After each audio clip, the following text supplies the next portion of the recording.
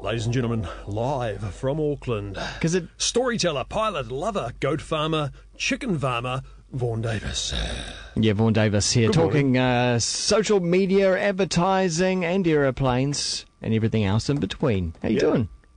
How are you? Good, really good. First up, TV stations that advertise themselves. Well, I suppose they've got to do it at some point. Well, I suppose they've got to do it, or do they? I don't know. That's a deeper question, but they're certainly doing it, and they're spending a lot of money. There's a proliferation of TV station promos either in production or on air at the moment. It's been an interesting week for it. Well, I suppose because there's a couple of new starters. Well, rebranding anyway. Yeah, there's the four. Yep. You sort of pronounce the number four and the word four the same. So, it used to be four, and now it's four. Four looks like a British sort of channel, doesn't it?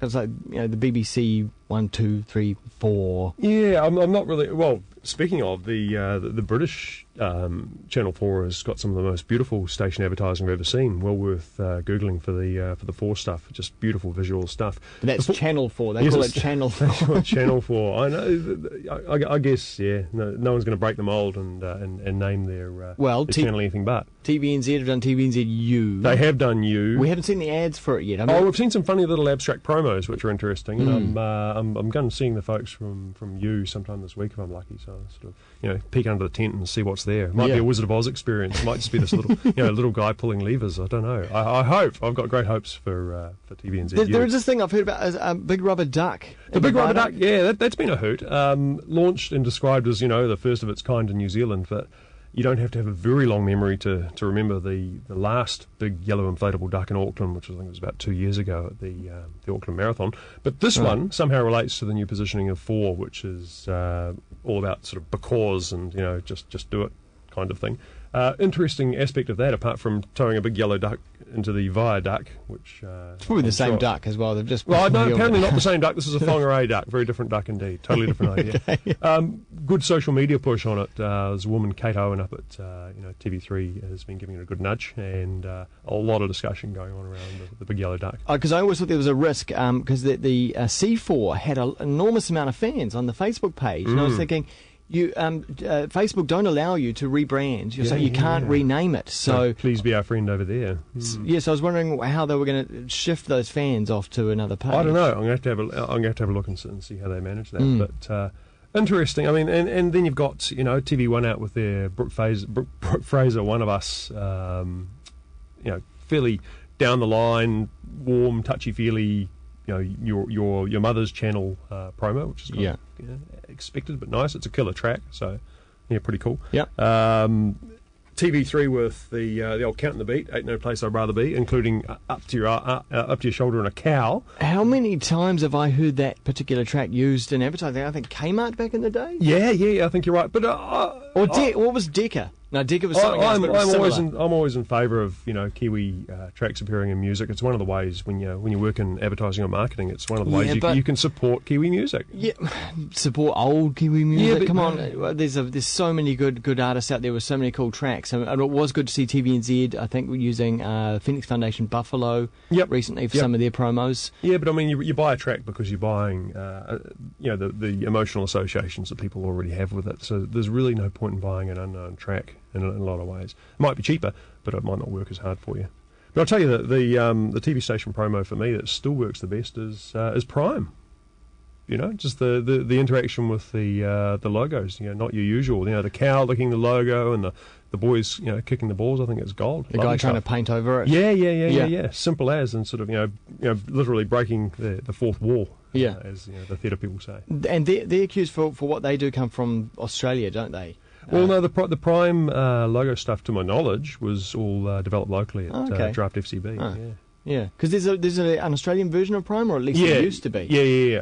I'm not sure of the hookup anymore. It's a Sky channel, basically. Yeah. In New Zealand. All right. Well, from TV stations advertising themselves to slutty banks. Slutty banks, yes. The news, real people don't care, but the big news in the advertising industry this week, as trumpeted by the NBR, was Kiwi Bank advertising account up for pitch. Now, as it turned out, it's just the direct marketing part of the ad account, which is all the mail and stuff they send out, which is a lot. It's a big chunk of coin, and it'd be a great account for someone to win. The junk mail in your box. The addressed stuff. So and it can be fiendishly effective. You can, if you send out something clever and appropriate and targeted and interesting, you can make a lot of money for your client.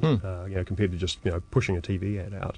But the big news really was that it marked the last bank in New Zealand in the last 18 months, I think, to put its business up for pitch. So every single bank has, which is why I described it as slutty banks. Shifting the deck chairs, really, isn't it? It is kind of, and partly it reflects the way that most banks are set up. I mean, apart from Kiwibank and TSB, every New Zealand bank is pretty much a branch office of the Australian mothership.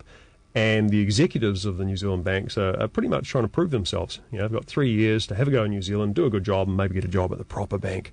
And you're not going to do that by keeping things the same. What did you do in, I guess it's an Australian accent, what did you do in 3 years in New Zealand, Cobber? I kept things the same. You're not going to get a promotion out of that, but, I fired the ad agency, and we did a really cool new campaign. Yeah, that's a story, and and I think the business press have picked up on that too.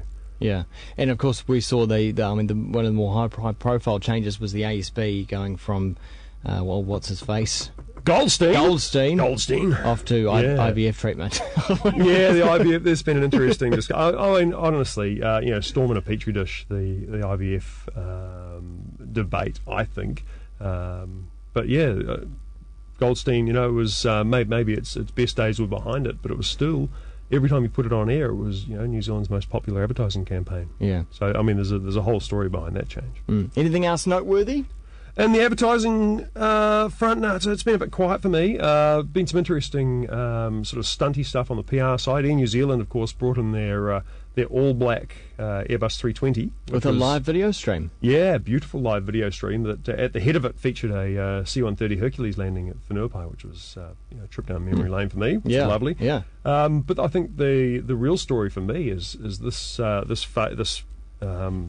bunch of A320s they're bringing in will be replacing the last Boeing 737s that Air New Zealand will be flying. So this is for domestic fleet? Yeah, domestic and Trans-Tasman, I guess, short-haul Pacific as well. I'm worried about that. Why are you worried about that? Because the good old Boeing 737 very dependable. Yeah, they've been flying them, I looked it up this morning, as NAC, which became Air New Zealand, since 1968.